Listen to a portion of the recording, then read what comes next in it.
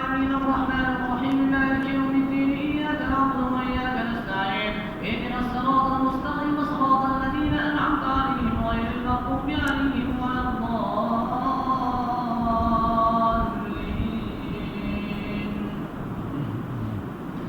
الحمد لله الذي أنزل على عبده الكتاب ولم يجعل له عوجا قيما لينذر بأسا شديدا من لدنه ويبشر المؤمنين الذين يعملون الصالحات أن لهم أجرا حسنا ماكثين فيه أبدا وينذر الذين قالوا اتخذ الله ولدا ما لهم به من علم ولا لآبائهم كبرت كلمة تخرج من أفواههم إن يقولون إلا كذبا فلعلك باخع نفسك على آثارهم إن لم يؤمنوا بهذا الحديث أسفا إنا جعلنا ما على الأرض زينة لها لنبلوهم أيهم أحسن عملا وإنا لجاعلون ما عليها صعيدا جرزا أم حسبت أن أصحاب الكهف والرقيم كانوا من آياتنا عجبا إذ أوى الفتية إلى الكهف فقالوا ربنا آتنا من لدنك رحمة وهيئ لنا من أمرنا رشدا فضربنا على آثارهم بالكهف سنين عددا ثم بعثناهم لنعلم أي الحزبين أحصى لما لبثوا أمدا نحن نقص عليك نبأهم بالحق إنهم فتية آمنوا بربهم وزدناهم هدى وربطنا على قلوبهم إذ قاموا فقالوا ربنا رب السماوات والأرض لن ندعو من دونه إلها لقد قلنا إذا شططا هؤلاء قوم اتخذوا من دونه آلهة لولا يأتون عليهم بسلطان بين فمن أظلم ممن افترى على الله كذبا وإذ اعتزلتموهم وما يعبدون إلا الله فأووا إلى الكهف ينشر لكم ربكم من رحمته ويهيئ لكم من أمركم مرفقا وترى الشمس إذا طلعت تزاور عن كهفهم ذات اليمين وإذا غربت تقرضهم ذات الشمال وهم في فجوة منه ذلك من آيات الله من يهد الله فهو المهتد ومن يضلل فلن تجد له وليا مرشدا وتحسبهم أيقاظا وهم نقود ونقلبهم ذات اليمين وذات الشمال وكلبهم باسط ذراعيه بالوصيد لو اطلعت عليهم لوليت منهم فرارا ولملئت منهم رعبا وكذلك بعثناهم يتساءلوا بينهم قال قائل منهم كم لبثتم قالوا لبثنا يوما أو بعض يوم قالوا ربكم أعلم بما لبثتم فابعثوا أحدكم بغيظكم هذه إلى المدينة فلينظر أيها أزكى طعاما فليأتكم برزق منه وليتلطف ولا يشعرن بكم أحدا إنهم إن يظهروا عليكم يرجموكم أو يعيدوكم في ملتهم ولا تفلحوا إذا أبدا وكذلك أعثرنا عليهم ليعلموا أن وعد الله حق وأن الساعة لا ريب فيها إذ يتنازعون بينهم أمرهم فقالوا ابنوا عليهم بنيانا ربهم أعلم بهم قال الذين غلبوا على أمرهم لنتخذن عليهم مسجدا سيقولون ثلاثة رابعهم كلبهم ويقولون خمسة سادسهم كلبهم رجما بالغيب ويقولون سبعة وثامنهم كلبهم قل ربي أعلم بعدتهم ما يعلمهم إلا قليل فلا تمار فيهم إلا مراء ظاهرا ولا تستفت فيهم منهم أحدا ولا تقولن لشيء إني فاعل ذلك غدا إلا أن يشاء الله واذكر ربك إذا نسيت وقل عسى أن يهديني ربي لأقرب من هذا رشدا ولبثوا في كهفهم 300 سنين وازدادوا 9 قل الله أعلم بما لبثوا له غيب السماوات والأرض أبصر به وأسمع ما لهم من دونه من ولي ولا يشرك في حكمه أحدا واتل ما أوحي إليك من كتاب ربك لا مبدل لكلماته ولن تجد من دونه ملتحدا واصبر نفسك مع الذين يدعون ربهم بالغداة والعشي يريدون وجهه ولا تعد عيناك عنهم تريد زينة الحياة الدنيا ولا تطع من أغفلنا قلبه عن ذكرنا واتبع هواه وكان أمره فرطا وقل الحق من ربكم فمن شاء فليؤمن ومن شاء فليكفر إنا أعتدنا للظالمين نارا أحاط بهم سرادقها وإن يستغيثوا يغاثوا بماء كالمهل يشفي الوجوه بئس الشراب وساءت مرتفقا إن الذين آمنوا وعملوا الصالحات إنا لا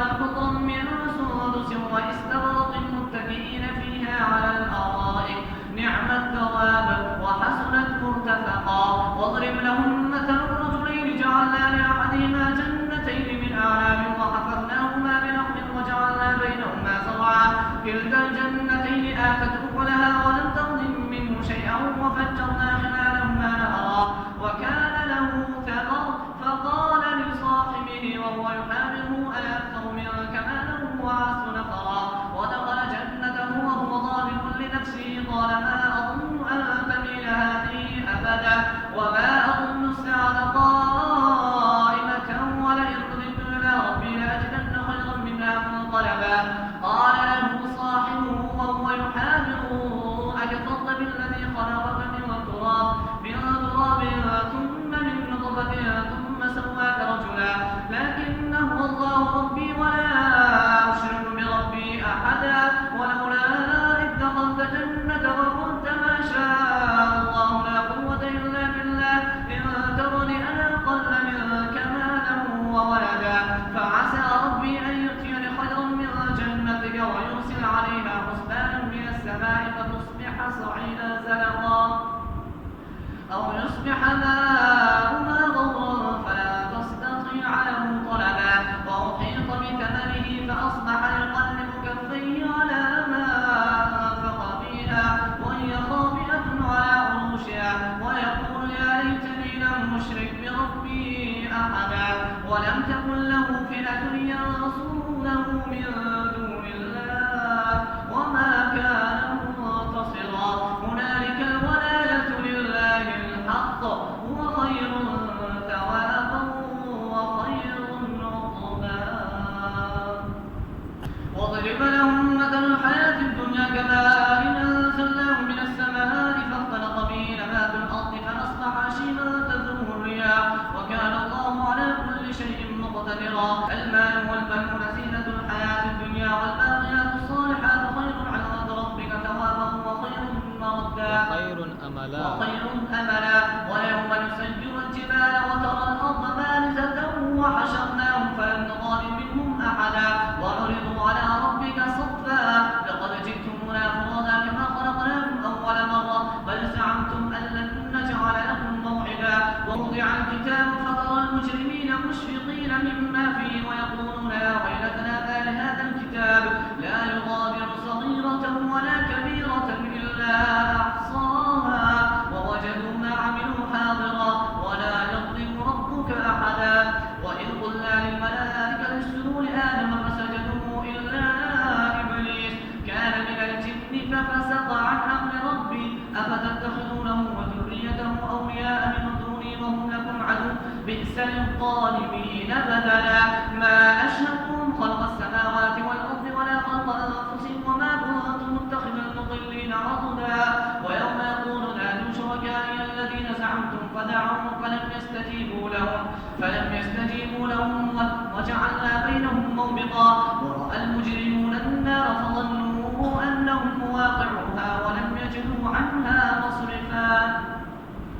ولقد صرفنا في هذا القرآن للناس من كل مثل وكان الإنسان أكثر شيء جدلا وما منع الناس أن يؤمنوا إذ جاءهم الهدى ويستغفروا ربهم إلا أن تأتيهم سنة الأولين أو يأتيهم العذاب قبلا وما نرسل المرسلين إلا مبشرين ومنذرين ويجادل الذين كفروا بالباطل ليدحضوا به الحق واتخذوا آياتي وما أنذروا هزوا ومن أظلم ممن ذكر بآيات ربه فأعرض عنها ونسي ما قدمت يداه إنا جعلنا على قلوبهم أكنة أن يفقهوا وفي آذانهم وقرا وإن تدعوهم إلى الهدى فلن يهتدوا إذا أبدا وربك الغني ذو الرحمة لو يؤاخذهم بما كسبوا لعجل لهم العذاب بل لهم موعد لن يجدوا من دونه موئلا وتلك القرى أهلكناهم لما ظلموا وجعلنا لمهلكهم موعدا وإذ قال موسى لفتاه لا أبرح حتى أبلغ مجمع البحرين أو أمضي حقبا فلما بلغا مجمع بينهما نسيا البحر سربا فلما جاوزا قال لفتاه آتنا غداءنا لقد لقينا من سفرنا هذا نصبا قال أرأيت إذ أوينا إلى الصخرة فإني نسيت الحوت وما أنسانيه إلا الشيطان أن أذكره واتخذ سبيله في البحر عجبا قال ذلك ما كنا نبغي فارتدا على آثارهما قصصا فوجدا عبدا من عبادنا آتيناه رحمة من عندنا وعلمناه من لدنا علما قال له موسى هل أتبعك على أن تعلمني مما علمت رشدا قال إنك لن تستطيع معي صبرا وكيف تصبر على ما لم تحط به خبرا قال ستجدني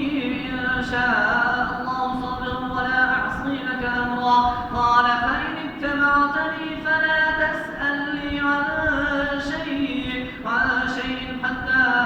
أحدث لك منه ذكرا فانطلقا حتى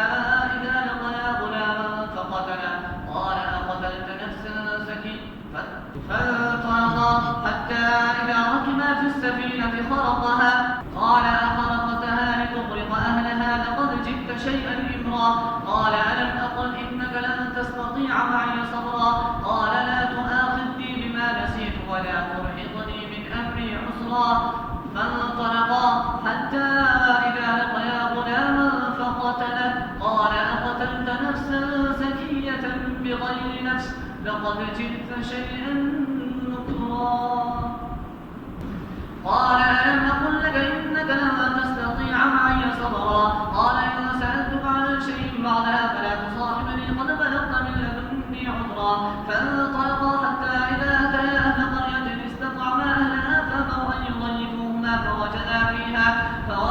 فيها جدارا يريد أن ينقض فأقامه قال لو شئت لاتخذت عليه أجرا قال هذا فراق بيني وبينك سأنبئك بتأويل ما لم تصنع عليه صبرا أما السفينة فكانت لمساكين يعملون في البحر فأردت أن أعيبها وكان وراءهم ملك يأخذ كل سفينة غصبا وأما الغلام فكان أبواه مؤمنين فخشينا أن يرهقهما طغيانا وكفرا فأردنا أن يبدلهما ربهما خيرا منه زكاة وأقرب رحما وأما الجدار فكان لغلامين يتيمين في المدينة وكان تحته كنز لهما وكان أبوهما صالحا فأراد ربك أن يبلغا أشدهما ويستخرجا فأراد ربك أن يبلغا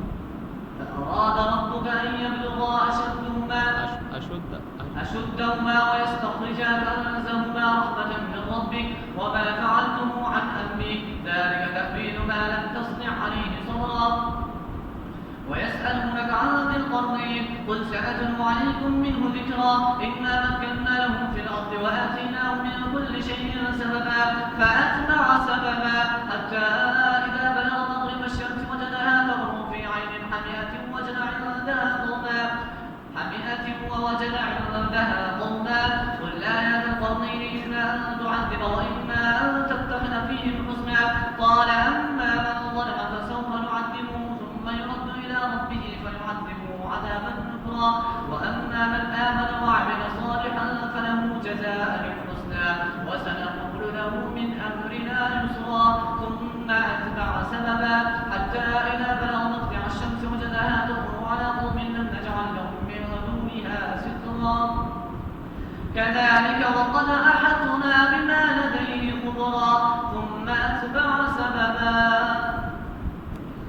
حتى إذا بلغ بين السدين وجد من دونهما قوما لا يكادون يفقهون قولا قالوا يا ذا القرنين إن يأجوج ومأجوج مفسدون في الأرض فهل نجعل لك خرجا على أن تجعل بيننا وبينهم سدا قال ما مكنني فيه ربي خير فأعينوني بقوة أجعل بينكم وبينهم ردما آتوني زبر الحديد حتى إذا ساوى بين الصدفين قال انفضوا حتى إذا جعله نارا قال آتوني أفرع عليه قطرا فما استطاعوا أن يظهروه وما استطاعوا له نقبا قال هذا رحمة من ربي فإذا جاء وعد ربي جعله دكا وكان وعد ربي حقا وتركنا بعضهم يومئذ يموج في بعض ونفخ في الصور فجمعناهم جمعا وعرضنا جهنم يومئذ للكافرين عرضا